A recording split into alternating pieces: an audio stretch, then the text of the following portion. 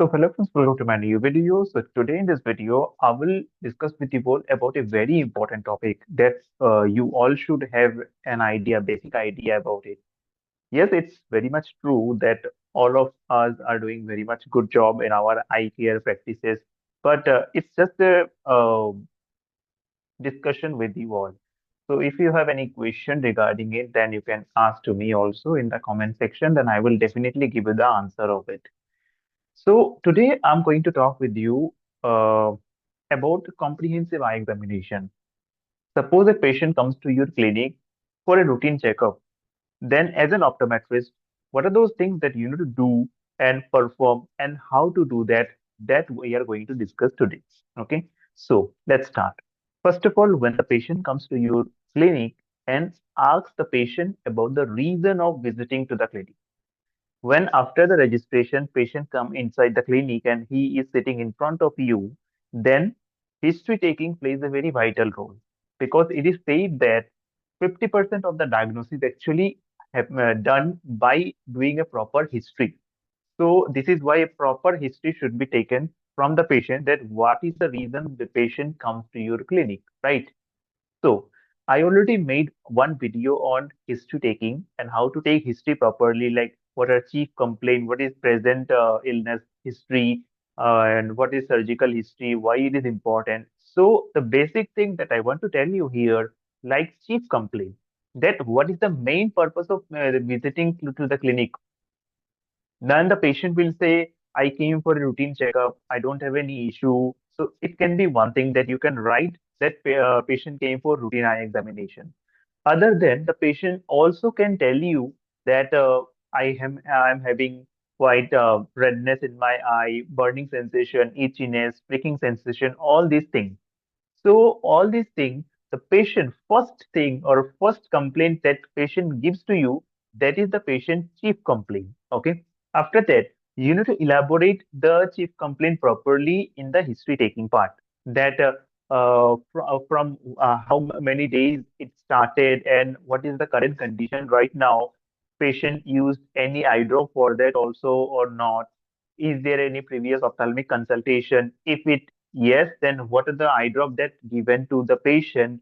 And also ask about the previous trauma, surgery, or any kind of systemic medication also patient is using or not, systemic illness, or suppose the patient comes to your clinic for a routine eye examination, definitely at that time, family history plays a very much vital role. Ask the patient whether any of your family member is myopic or having keratoconus, such kind of condition, because you know those things are also hereditary. So this is why taking it, the history is very much important. Okay, so all these things are very much done. Now you have taken history properly. So nowadays, one thing that I observe in my practice, that patients are more engaged in digital devices. I'm getting patients every day who are having screen time of actually 10 to 12 hours per day. Every day I'm getting all the patients. I'm telling about those corporate employees. They are all the day in the system or computer. Every day they are doing the same work in a repeated manner. Because of that, it lead to what to say evaporative condition of dry eye, and they rub their eyes. It lead to allergic condition, it lead to dry eye condition, and excessive rubbing for a prolonged time can also lead to many complications starting from keratoconus, eye injury, many things. So this is why screen time also plays a very vital role. If the patient is a child, then along with the screen time, record how much hour the patient spend for outdoors. It is very important because in urban children who are more engaged in digital devices, children nowadays engaged in digital devices, Instagram, Reels, and all are going on for hours and hours. So ultimately, they are doing a constant near activity. You know what? If I tell about the ancient civilization, they are not doing that much near activity. They only limited to the distant work. They will go to the forest to hunt, right? So they are only doing the distant work. But nowadays, what is happening that the opposite is going on, that we are more in near and less in distance. So this is why these conditions are actually leading to more cases of accommodative spasm or pseudomyopia cases, transient headache, not able to focus properly, and the prolonged near work lead to floating images, something condition. So this is why proper history taking of outdoor activity by the children very much important. If the child is less than 5, tell the patient to stop the all near activity of. I'm not telling about the studies. I'm telling about the digital device using. And also, if the child is 7 to 8 something, tell the patient you can watch television for at least 1 hour. That's okay, but no mobile phone. Total off. Okay. After that, if the patient is using his glasses, history of previous glasses is very important. Since how long time he is using glasses? What is the current prescription? To start the refraction. This is your starting point. That what is the refractive power of the glass that he is using right now.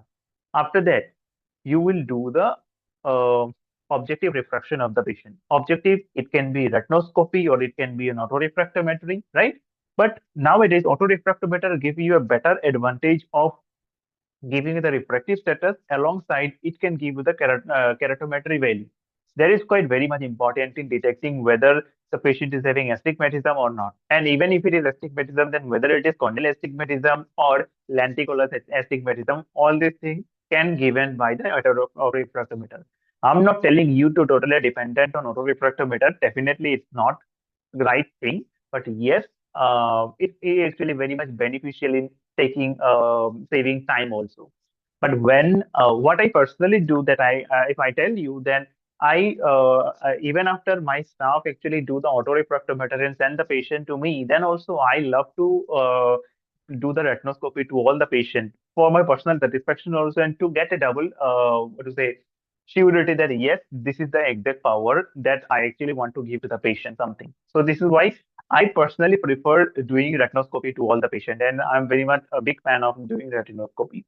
So mastering the skill of retinoscopy is also very much important. So this is why you should do retinoscopy in every patient. Even after you get the autorefractometer sleep, no issues, put it inside, do your retinoscopy. And in extreme cases, like in keratoconus patient, I get lot of keratoconus patient nowadays where we give contact lenses to the patient. Here, the seizure reflex is very much common at that time. So this is why at that condition, depending on autorefractometry is quite okay. You can depend because the retinoscopy is quite very tough there. Even after years, not that much tough, you can get the value, but it takes quite long time to get it okay. So this is why autorefractometer give a good idea. Now let me tell you about the subjective refraction. So subjective refraction is totally depend on the patient that the what the patient give you the response, that is the patient acceptance.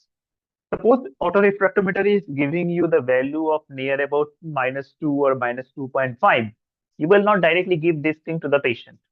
You need to start from a less power, that is -1.5.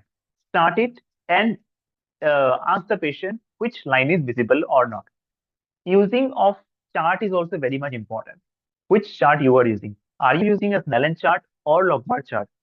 Do it in the comment section. Tell me which type of chart that you prefer most. Okay, according to that, we can discuss more about charts also, how to take vision in log bar chart, coding, all the things that we will do. Okay, so I personally prefer log bar chart, or that is known as ETDRS chart, because the advantage, let me tell you the advantage of it. Because logbar chart actually gives the specific value of each alphabet or octotype. That is very important. But when you take the vision with Snellen chart, then you say like patient visual acuity 624 and in 618 he did only 3 out of 5 or out of 6. So you will write 618 partial, but you don't know what is the exact value of the refractive error. But in case of logbar chart, you can get the exact value of the visual acuity of the patient. That is very important. So this is why using of ETDRS chart is also very much well accepted. Okay. And it will give you confidence that you take a very good vision. Okay. Now, another thing, doing subjective refraction. What should be the starting point? Your starting point, if the patient is using glasses, then PGP is the starting point. Otherwise, if the patient is not using glasses, then retinoscopy or ARs. And by looking at that value, you start from less to high. Don't put directly that value to the patient time. Now, if the patient is only having spherical value like myopia or hypermetropia, then start from the less and go to the more one. But suppose the patient is having spherocylindrical value, like both spherical and cylindrical values are there. So at that time, first correct the cylindrical value and then go to the spherical. Why I am telling this? Because cylindrical value will give you the fine tuning of the image. So this is why cylindrical value give that clarity. First, correct the cylinder, and then when you put the spherical value to the patient's trial frame, then his vision will get very much clear, and the patient will say, "Wow, it's absolutely clear. I can see the last line also." VOZNR, very clear. I'm telling about the last line of log merchant. So yes, so this is how it should be done. Okay. So I told you about the different types of subjective refraction techniques are there. So you can do that also. Okay. Like if you want to know the presence of, suppose the patient is only spherical value like -1, -1.5. You want to know the presence of cylinder in that patient, then you can use Jackson cross cylinder.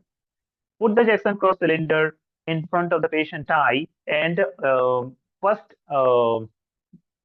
at 90, 180 and then 40 and 135 axis, and ask the patient, is the position 1 is better or position 2 is better? So if the patient say that both position are equal, there is no difference on something, that means the patient is having only cylindrical value. But if the patient prefers one position, then it is indicating the presence of cylinder. So I already upload video on Jackson cross cylinder also. You can go and watch that video, my previously uploaded video. Okay. So after doing the subjective refraction, right? Then to know the you given the exact power, you should prefer to do the duochrome test. Duochrome test tell you whether you did the overcorrection or undercorrection to the patient refractive error. If the patient say that green is more clear, that means what? That green is focusing on the retina and red is focusing behind the retina. So you need to add plus to the power so that the green will be in front, red will be back. So this is how it should be done. If the red is more clear, then add minus. Okay. So first duochrome test should be done monocularly and then binocularly, and then ultimately you get the value. Okay. This is actually one thing. And another thing, that another advice, this is a golden advice that I want to give to you all. If the patient is using already cylindrical value in one eye, suppose cylinder of -1.25 at 90-degree axis, and you are getting now cylindrical axis is 80 or 75, do not change the axis, because I see many patients who comes to me, like if I change the axis, they cannot tolerate any kind of axis rotation because they are habitual with the existing axis. So this is why keep the same axis and give the power to the patient. So this is the thing. Another golden thing that I want to tell you, that most of the optometrists, what they do, that whenever they are giving the near power to the patient, they just put the near reading chart at 30 centimeter and then put the near radiation power. There is no written golden rule that only 48 year of age patient you will give plus one, 45, 1.5. No written rule is there. The written rule or the table that you get in your book is kind of myth, because whatever the patient accepts, give it to the patient. But yes, if the age is less than 40, definitely you should prefer fogging to rule out the presence of latent hypermetropia if the patient complains you for the near difficulty.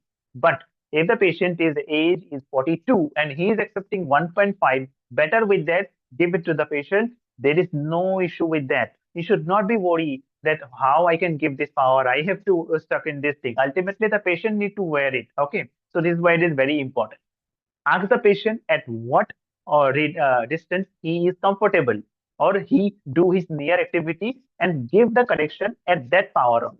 Because ultimately you are giving power at 30 and the patient is actually doing work at 45. So what is the purpose of giving that power at 30? Because if he use same power for the 45, image will get blurred. So according to that, you need to calculate that at what distance he is clearly visible, seeing those things, and give power to that thing. Another important test that I definitely prefer to all the patient is doing ortho test. It is very much important to know the presence of suppression or not, okay, or to know the presence of diplopia, such kind of conditions. This thing is also very much important, okay. Now, I talked about subjective refraction, diochrome, binocular balancing, also very much important. Okay, so one thing that I want to tell you that in case of very much higher amount of anisometropia, like one eye is +5 or -5, another eye is emmetrope, you should not give glasses to the patient and definitely give the patient a spherical contact, soft contact lens or the soft contact lens definitely because the patient, if the patient is first time wearer, definitely he will not or he have difficulty to accept the RGB type of contact lenses. So you can give the soft contact lenses to the patient spherical and the image will get very much clear and he will get a binocular balance. And if you give at that time spectacle, the patient will not be that much happy. The happiness that you get after giving the patient contact lenses will be in another level. So indication, contraindication of contact lenses, I can discuss in other class, but it's just a discussion class for you, discussion session with you all to know that what your insight into the refraction skills and what I am doing in my clinic that I want to tell you. Okay, so these are the thing. And another is like if I go to the slit lamp examination, you were given the power. That's it. You did the subjective refraction and then you given the binocular balancing. All the procedures are done. You should not spend more than 10 to 15 minutes in one patient. I see many learners who are actually spending 30 to 40 minutes in one refraction. How can you do that, brother? Because in your clinic, this is not the only patient. There is other 40 patients are waiting outside, and you need to do the refraction for those people also. How can spend 40 minutes to the only one patient? That's not enough. Okay, so try to do the refraction as fast as possible. You should not waste your time. Okay, after the slit lamp examination, you have to do proper history taking, refraction, vision assessment is very much important that what is your exact vision. Pinhole vision is very important. Then refraction, many objective refraction, subjective refraction. Then it comes for the binocular vision assessment, a Hirschberg corneal reflex test, cover test, EOM, extraocular motility testing to know the restriction of the eye movement to detect any type of hidden squint is there or not. All these things you have to do. After the slit lamp examination, it's very much important in every patient because slit lamp give you the enlarged view of the eye. So you should know what is the 7 illumination techniques of the slit lamp, and according to that, you need to use the specific illumination technique that is needed for the patient. If I tell about my personal experience, I use specific diffuse direct most of my time and retro illumination for the fundus examination. Definitely, but it depends on the examiner to examiner, patient to patient. What I use every time in slit lamp, it should not be there like you are going to use the same illumination technique. It's not like that. Okay. So you can be used indirect mode or trans illumination or sclerotic scatter mode to know the corneal scar something. So it depends on person to person. What I do that I told you, okay, optic section plays a very much vital role because it also gives you the idea of what to say the depth of the anterior chamber. You know what? My NCT also give the idea of anterior chamber angle. Otherwise, I have to buy the ASOCT. So this is why it is quite convenient for me that it is giving a good value of SE angle also in my non-contact tonometer. I get the option for the what to say anti-chamber angle. I will not tell you the brand something because it's not. I'm not financially sponsoring any brand that this is good, this is not good. Something. It's not like that. So if you suspect that in Van Hedy grading of the slit lamp examination, the Van Hedy grading is 3 or 2, definitely you should go for the gonioscopy. So here, what I personally use, treatment 4-meter gonioscope is very much helpful in detecting or examining the anterior chamber angle. So to know which structure is visible, and is it Swelby's line or anterotrabecular meshwork, posterotrabecular meshwork is very much important. Dilated eye examination, very much important. Okay. Before dilating the patient, tell the patient that I'm actually putting one drop to your eye that will make your pupil dilate and you will see bloody. Patient should know that what you are doing. every time, whenever doing any test to the patient, just tell the patient that what you are going to do, because ultimately it is the patient right to know that what is the treatment that you are giving to the patient, right? So this is why explain it properly that I'm going to do this, I'm going to do that, something. Okay, so it will actually make the bond a good bond between you and the patient, and he will appreciate you that you are explaining everything. Okay. Another, like if the patient is a child, comes to your clinic, then axial length measurement is also very much important. So why? Because the myopia. The reason of myopia, two types of myopia: curvature myopia and axial myopia. So to know the myopia is because of the curvature, steepness, or the more elongation of the eye, you have to send the patient for axial things also. Okay, there is lot of myopia control strategies came, like myosmart lenses are there, or atropine 0.01% eye drop at night, or orthokeratology lenses. So all these things happen here. Eye tracking is very much important. So this is why the axial length measurement is also very much uh, good thing or good practice. I will definitely say this thing to you. Okay. After that, intraocular pressure measurement is very much important. Even after the eye look normal, before dilating the patient, definitely I measure the IOP, then dilate the patient. And in those patients who are telling you that they are having constant watering, some kind of condition, check the Rho plus of the patient. Rho plus, regurgitation of pressure over the lacrimal apparatus, because when you press it, if there is any kind of discharge coming out, it is indicating quite blockage to the lacrimal pathway, and this is indicating that patient need a consultation with an oculoplasty surgeon for that. Okay, so this is the thing actually. This is how a comprehensive examination should be carried out. Okay. If you have any question, or if you have anything that I should need to add here, then you can do in the comment section. And thank you for participating in this short lecture or short discussion with you all. And I will definitely wait for your response in the comment section. Thank you so much.